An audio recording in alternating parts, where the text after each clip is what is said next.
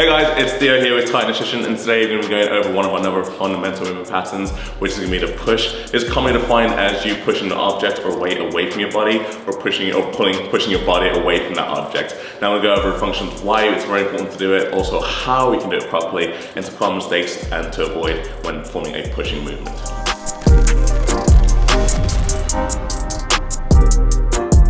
It's very important to know how to push properly, whether it's vertically or horizontally, and it's going to help you in day-to-day life as well. Like imagine you're moving boxes or you're trying to push something away from you. You want to make sure you have a good stance or a good approach to go about it. Again, this chance of injury, you can do it properly and also have as much force reduction happening possible from that frontal portion of your body.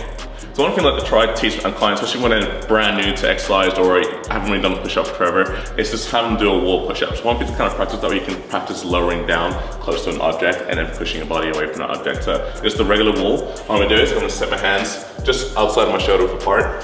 Feet are gonna be set. And then from there, I'm gonna bring it slightly lower to just around same level or slightly below my shoulders. And I'm just gonna push or slightly lower down towards the wall and then push away. So lower down, towards the wall and then slightly push away. So I recommend if you can, and when you get home, maybe doing about 3 sets of 10 of those. Just give it a try and get used to the movement pattern itself.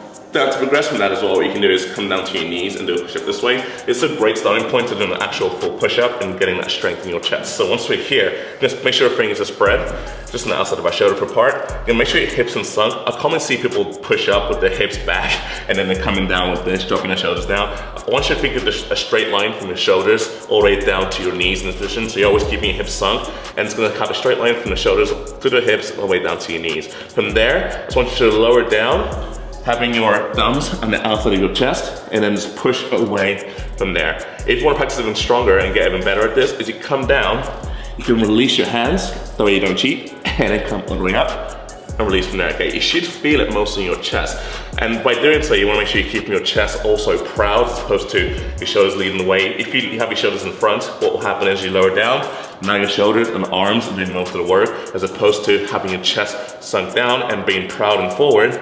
Now your chest is doing the work, and you can get a better stretch in those pec muscles and the sides is all there. So give that a try. Same thing, about 3 sets of 10 or 5 to 10, and then kind of work your way up in the rep counts if we go into a full-blown push-up, which I'll show you guys next. So now once you've done a kneeling push-up, and that's pretty easy, now you can go to a full-blown push-up. Now I always say this one is think of like a plank, but now you actually move into the plank motion as well. So once we're here, same position, things spread, you're gonna have your hands outside shoulder apart.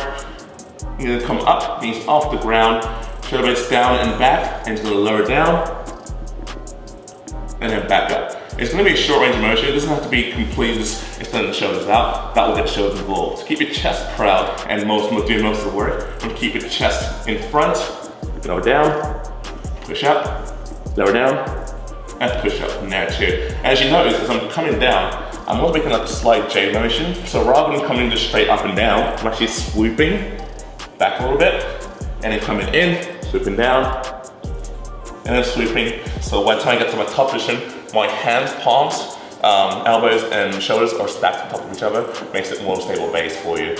Doing that again, same thing, about maybe 3 sets to about 5 to 10, starting off. Will make you some big improvements in your pushing strength. And also get your push-up in properly as well. All right guys, so we just talked about that horizontal press. So make sure you're always feeling it in that chest rather than a push-up. It's gonna help a great deal. Also take a lot of stress from the shoulders, which will cause some injuries as well. But again, make sure you feel it in the chest, make sure you take your time with it. Start again with those 3 sets, about 5 to 10, where you gotta get to your knees or go into the full-blown push-ups, and you'll be in a great position to start pushing things anywhere away from you, or pushing your body away from things. It's all good to go. And then make sure you guys follow myself and Tight Nutrition on Instagram, and I will catch you guys on the next one. Bye.